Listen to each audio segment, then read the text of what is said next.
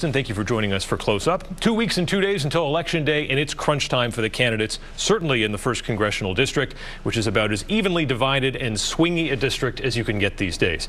Republican candidate Eddie Edwards is our first guest this morning. Eddie, thanks for being here. Good morning. Thanks for having me, Adam. Appreciate it. So how do you win over those all-important undeclared voters who don't have a party and really don't like those politicians who just toe the party line?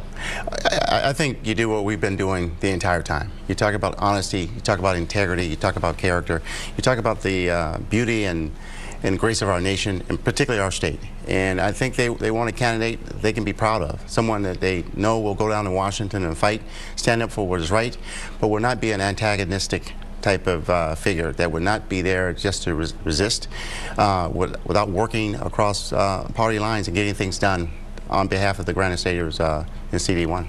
So we just saw some figures on the budget deficit that came out. I believe it's up 17% in 2017. The tax cuts were partly responsible for that.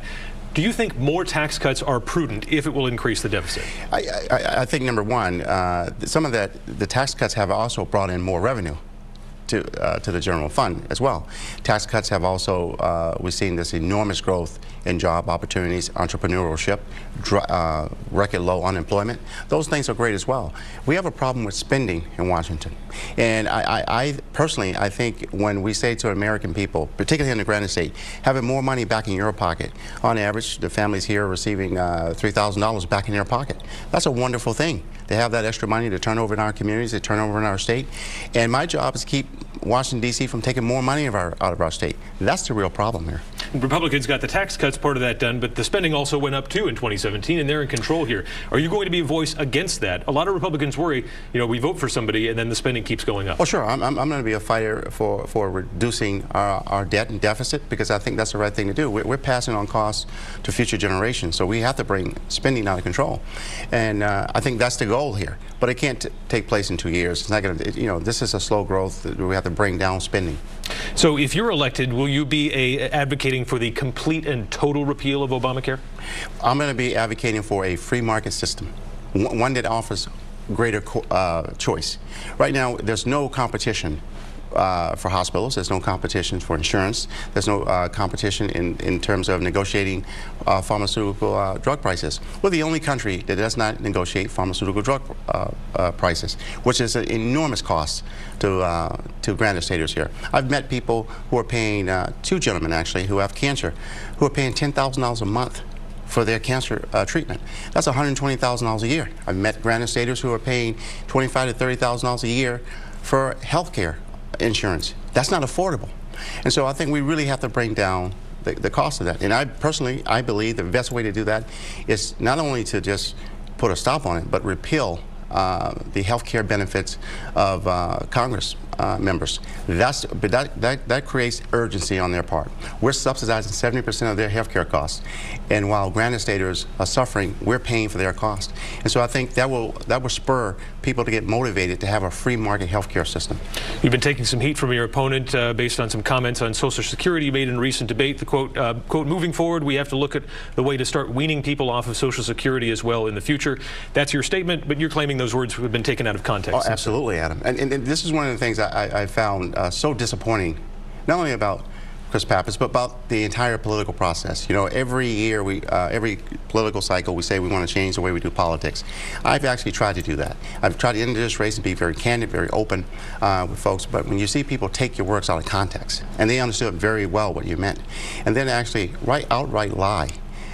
There was a fundraising email that went out that said I wanted to wean seniors off Social Security. Never happened. Never made those comments. When I said future generations, I was clear when I was asked to explain this. That was talking about people who had not yet entered the workforce. We have to do something and make it so that it's there for current retirees, people who are nearing retirement age, people who are paying into the system, but also for future generations. So we have to have these options on the table and talk about it. But this brings me to a larger problem with politics. If you're trying to have a conversation, it starts with trust. So you and I are negotiating and trying to figure out a way to do this, and if I take every word you say out of context and try to use that for political gain, there's no trust there. And this is what you see in politics. And this is also, going back to your earlier comment, this is what voters dislike the most. When you see people just constantly at each other, not really trying to resolve a problem, but trying to one-up one another in political gamesmanship. You haven't been afraid to go on the attack, though. I mean, Oh, no, I'm not. In the AARP forum, you said that your opponent had, quote, never really dealt with normal people. What did you mean by that? I'm talking about people who aren't politicians. People who aren't looking for political careers. And, you know, I think when people say that they make reference to the fact that, you know, our lawmakers here in the state are paid $100 a year, and that's not really political politicians. It has to do with power. Thirst for power. These are folks who start off at local levels and want to go to federal levels and keep going. That's a thirst for power. So when I make reference to normal people, I'm talking about people I engage on a normal basis when I'm out campaigning. Those folks like us. I'm a normal person. You're a normal person. There are people outside of this political sphere who says, you know what, I don't like how politics are done. And when you have somebody who is nurtured in politics, leave college, comes home at 22 years old and starts a political career, that's not normal. That's not how most normal people live their lives. They're out working, taking care of their families, trying to get back to the community, engaging. So that's what I meant by that. But again, you know, if I'm speaking like a normal person as well. I'm not speaking like a politician. I'm not trying to parse every single word I say. I'm just trying to have a normal conversation. Should Congress be trying to do anything to reverse the adverse effects of climate change? Well, I think America should participate, but America shouldn't carry the burden of the entire world. Clearly, there is a conversation ongoing. I think we have a conference this week here in New Hampshire, in Portsmouth, talking about climate change. And so there are a lot of experts around the country coming together to talk about climate change here. But when you see America being asked to carry the financial burden, to lead the way, and countries like China are given forbearance, they're not paying their fair share. I think that's what you saw people trying to address at a national level. Of course we want to be involved, but we don't want to be taken advantage of. This isn't necessarily a New Hampshire problem, but if you're elected, how would you provide leadership or try to resolve the problem we see of this mistrust between minority communities and police departments around the United States? Well, I think those fears are stoked. And they're stoked right here in New Hampshire, and we don't have that problem in New Hampshire. I remember back in 2014, I saw Democrat candidates here and who were saying Black Lives Matter. We had people protesting right here in New Hampshire, and we don't have those problems here, but people want to stoke those fires for political gain. And so it's very hard to engage people who are looking to get political points rather than bring us together.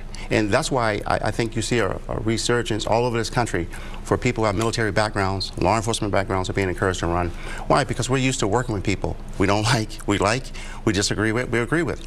And I think that's the best way to do this. We have to speak in terms of you and I being Americans. We're all Americans, we all want the same things.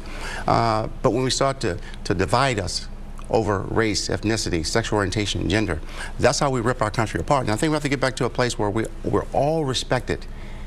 But surely there are some departments that need reform. Should the federal government be playing a role in that? Oh, absolutely not. There's some, I can tell you as a law enforcement leader in this state and someone who's trained police officers in 23 different states, you have isolated incidents. There are no police departments in this country that are rogue police departments. You may have individuals in those police departments who step out of line. And I can tell you this, Adam. Police officers are held accountable on a daily basis. The media just doesn't report on that because you don't see it all the time. These are personnel matters. They are held accountable. And there are some police officers who need to be held accountable for some of the actions we've seen on television. I'm not denying that some people have used excessive force in certain situations. But that is not the profession of law enforcement, because if you think about the thousands of interactions every day between police officers and citizens, they're very positive interactions.